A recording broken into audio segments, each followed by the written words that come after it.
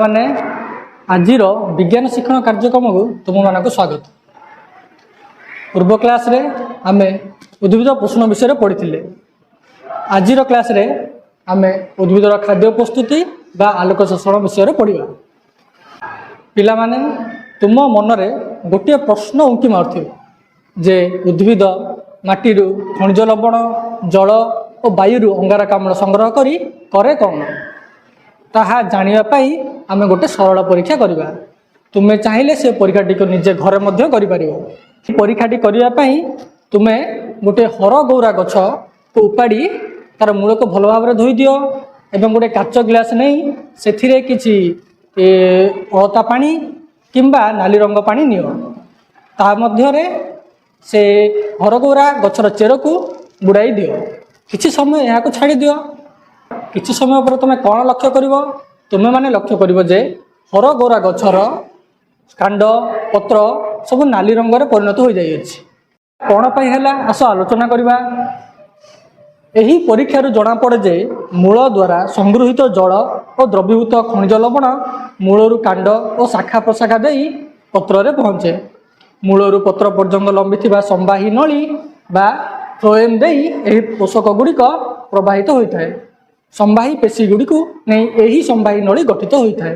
ଏହା ସହ ପତ୍ର ନିଜ ପୃଷ୍ଠରେ ଥିବା ଅତି ଛୋଟ ରନ୍ଧ୍ର ବା କଣା ଦେଇ ବାୟୁମଣ୍ଡଳରୁ ଅଙ୍ଗାରକାମ୍ଳ ସଂଗ୍ରହ କରେ। ଏହି ରନ୍ଧ୍ରକୁ ଷ୍ଟୋମ୍ କୁହାଯାଏ।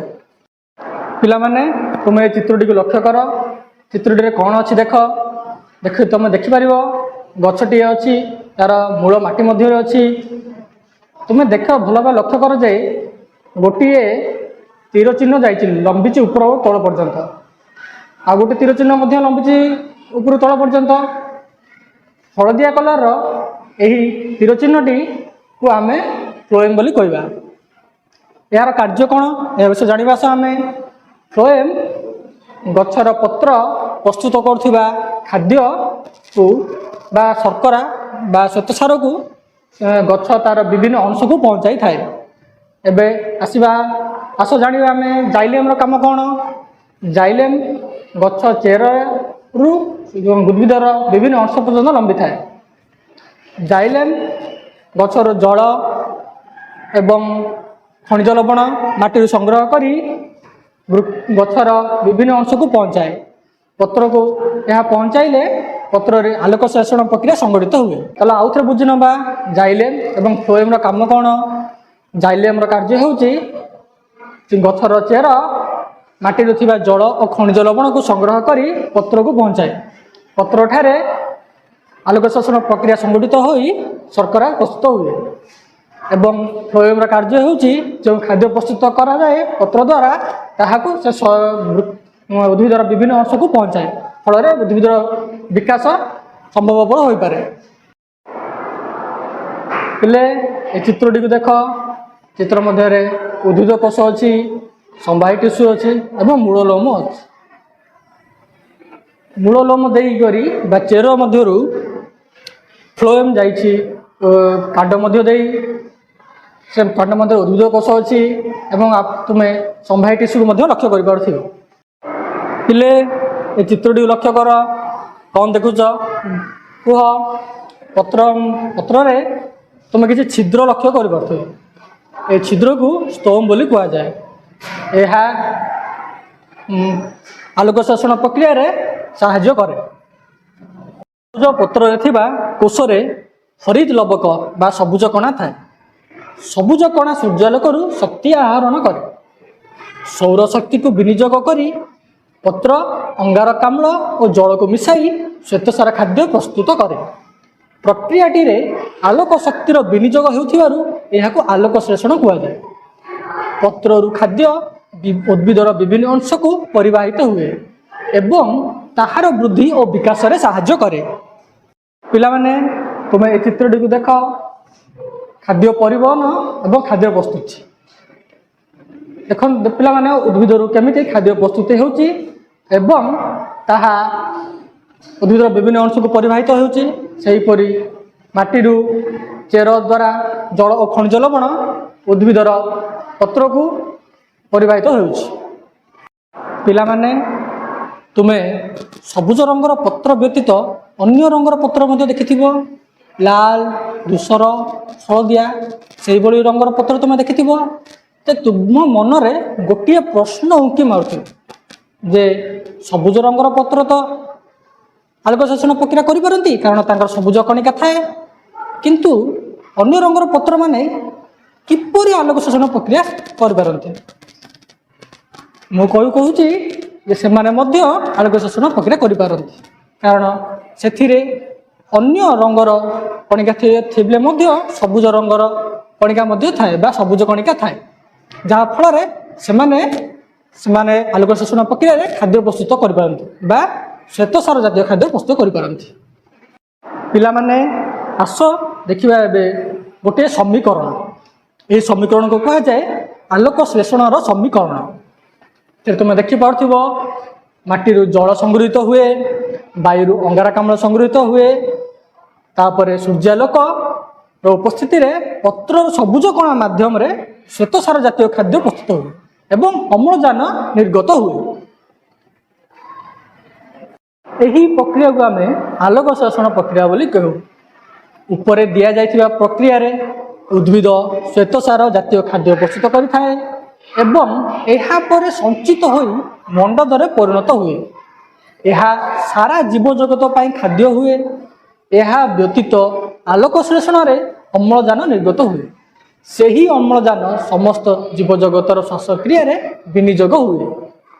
ତୁମେ ଜାଣିଲ ଯେ ଉଦ୍ଭିଦ ଜଗତ ଜୀବଜଗତ ପାଇଁ କେତେ ଗୁରୁତ୍ୱପୂର୍ଣ୍ଣ, କାରଣ ଉଦ୍ଭିଦ ଯେ କେବଳ ପ୍ରାଣୀ ଜଗତକୁ ଖାଦ୍ୟ ଯୋଗାଏ ନାହିଁ, ସେ ଏକ ଗୁରୁତ୍ୱପୂର୍ଣ୍ଣ ଉପାଦାନ ବାୟୁମଣ୍ଡଳରେ ଅମ୍ଳଜାନ ଯୋଗାଇଥାଏ।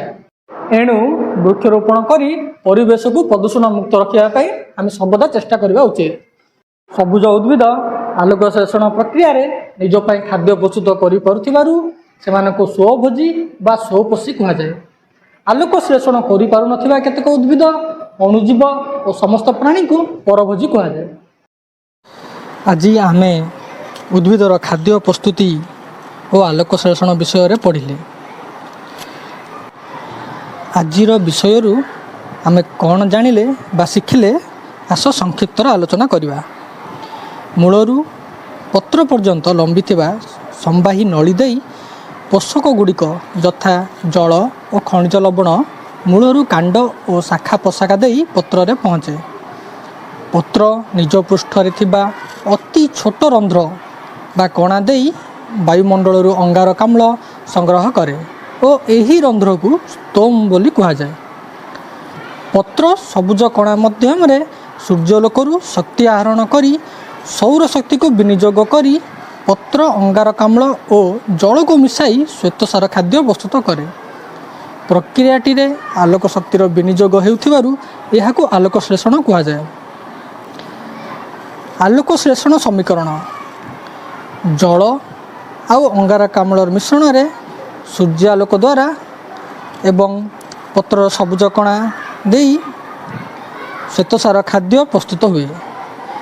କେବଳ ଶ୍ୱେତସାର ଖାଦ୍ୟ ନୁହେଁ, ଅମ୍ଳଜାନ ମଧ୍ୟ ନିର୍ଗତ ହୋଇଥାଏ, ଯାହା ଜୀବଜଗତ ପାଇଁ ଏକ ଗୁରୁତ୍ୱପୂର୍ଣ୍ଣ ଉପାଦାନ।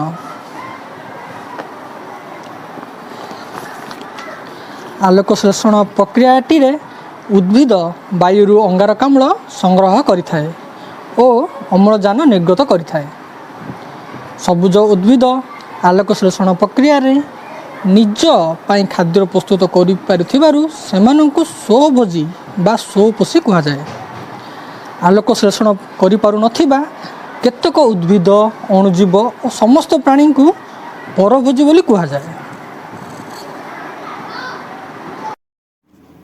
ପିଲାମାନେ, ଆଜି ଆମେ ଉଦ୍ଭିଦର ଖାଦ୍ୟ ପ୍ରସ୍ତୁତି ଆଲୋକ ଶୋଷଣ ପାଠଟି ପଢ଼ିଲେ। ଏହାକୁ ଆମେ ବିସ୍ତୃତ ରୂପେ ଆଲୋଚନା ମଧ୍ୟ କଲେ। ଏବେ ଆସ ମୁଁ ତୁମକୁ କିଛି ପ୍ରଶ୍ନ ପଚାରିବି, ଏହା ଉତ୍ତର ଦେବା ପାଇଁ ଚେଷ୍ଟା କରିବ। 1 ନମ୍ବର ପ୍ରଶ୍ନଟି ହେଉଛି ଶୂନ୍ୟ ସ୍ଥାନ ପୂରଣ କର।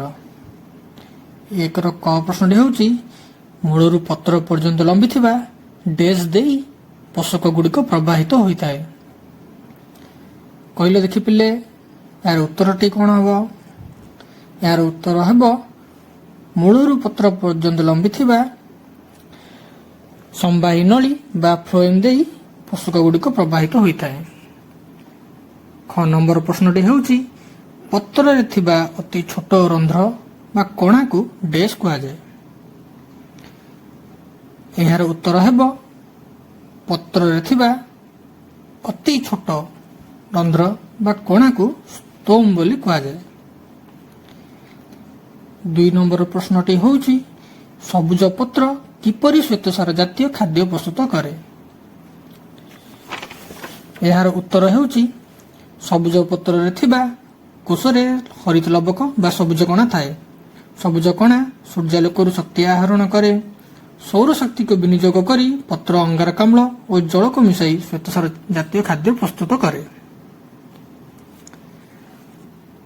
ପ୍ରଶ୍ନ ନମ୍ବର 3 ହେଉଛି ସବୁଜ ରଙ୍ଗର ପତ୍ର ବ୍ୟତୀତ ଅନ୍ୟ ରଙ୍ଗର ପତ୍ର କିପରି ଖାଦ୍ୟ ପ୍ରସ୍ତୁତ କରେ? କହିଲେ ଦେଖି ପିଲେ ଏହାର ଉତ୍ତର। ଏହାର ଉତ୍ତର ହେଉଛି ସବୁଜ ରଙ୍ଗ ବ୍ୟତୀତ ଅନ୍ୟ ରଙ୍ଗ ପତ୍ରରେ ଥିବା ସବୁଜ କଣା ସହିତ ଅନ୍ୟ ରଙ୍ଗର କଣିକା ଥିବାରୁ ସେହି ପତ୍ର ଅନ୍ୟ ରଙ୍ଗର ଦେଖାଯାଏ, କିନ୍ତୁ ସବୁଜ କଣା ଥିବାରୁ ପତ୍ର ଗୁଡ଼ିକ ଆଲୋକ ଶୋଷଣ କରି ଶ୍ୱେତସାର ଖାଦ୍ୟ ପ୍ରସ୍ତୁତ କରିପାରନ୍ତି। ଏବେ ଆମେ ଦେଖିବା 4 ନମ୍ବର ପ୍ରଶ୍ନ। 4 ନମ୍ବର ପ୍ରଶ୍ନଟି ହେଉଛି କ ସ୍ତମ୍ଭ ସହ ଖ ସ୍ତମ୍ଭ ମିଳନ କର। କ ସ୍ତମ୍ଭରେ ରହିଛି ଷ୍ଟୋମ୍, ଅଣୁଜୀବ, ସମ୍ବାହୀ ନଳୀ ଓ ସବୁଜ କଣା। ସେହିପରି ଖ ସ୍ତମ୍ଭରେ ରହିଛି ସୂର୍ଯ୍ୟାଲୋକ, ସମ୍ବାହୀ ପେଶୀ, ପତ୍ର, ପରଭୋଜି। କ ସ୍ତମ୍ଭରେ ଥିବା ଷ୍ଟୋମ୍ ସହ ଖ ସ୍ତମ୍ଭରେ ଥିବା ପତ୍ରର ସଂଯୋଗ ହେବ, କାରଣ ପତ୍ରରେ ଥିବା କିଛି ଛୋଟ ରନ୍ଧ୍ର ବା କଣା ବାୟୁର ଅଙ୍ଗାରକାମ୍ଳ ସଂଗ୍ରହ କରନ୍ତି, ଯାହାକି ଆଲୋକ ଶୋଷଣ ପ୍ରକ୍ରିୟାରେ ବିନିଯୋଗ ହୁଏ। କ ସ୍ତମ୍ଭରେ ଥିବା ଅଣୁଜୀବ ସହ ଖ ସ୍ତମ୍ଭରେ ଥିବା ପରଭୋଜି ସହ ସଂଯୋଗ ହେବ, କାରଣ ଅଣୁଜୀବ ନିଜ ଖାଦ୍ୟ ନିଜେ ପ୍ରସ୍ତୁତ କରିପାରନ୍ତି ନାହିଁ। ସେମାନେ ଖାଦ୍ୟ ପାଇଁ ଅନ୍ୟ ଉପରେ ନିର୍ଭରଶୀଳ। କ ସ୍ତମ୍ଭରେ ଥିବା ସମ୍ବାହୀ ନଳୀ ଖ ସ୍ତମ୍ଭରେ ଥିବା ସମ୍ବାହୀ ପେଶୀ ସହ ସଂଯୋଗ ହେବ, କାରଣ ସମ୍ବାହୀ ପେଶୀକୁ ନେଇ ସମ୍ବାହୀ ନଳୀ ଗଠିତ ହୋଇଥାଏ। ସମ୍ବାହୀ ନଳୀ ପୋଷକ ତତ୍ତ୍ୱ ଉଦ୍ଭିଦର ବିଭିନ୍ନ ଅଂଶକୁ ପହଞ୍ଚାଇବାରେ ସାହାଯ୍ୟ କରେ। ସେହିପରି କ ସ୍ତମ୍ଭରେ ଥିବା ସବୁଜ କଣା ଖ ସ୍ତମ୍ଭରେ ଥିବା ସୂର୍ଯ୍ୟାଲୋକ ସହ ସଂଯୋଗ ହେବ। ସବୁଜ କଣା ସୂର୍ଯ୍ୟାଲୋକକୁ ବ୍ୟବହାର କରି ଖାଦ୍ୟ ପ୍ରସ୍ତୁତି କରିଥାଏ।